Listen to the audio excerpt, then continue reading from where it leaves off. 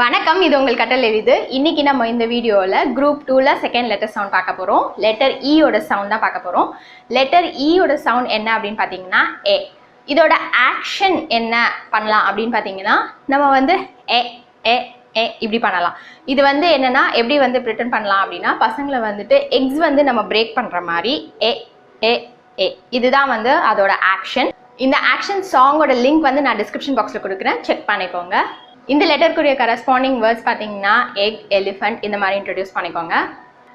இன்றைக்கி நம்ம பிளெண்ட் பண்ண போகிற வேர்ட்ஸ் வந்து set, ten, pen, peck, neck, kept, net, bet, cent, tent, step, nest, best, test, spend.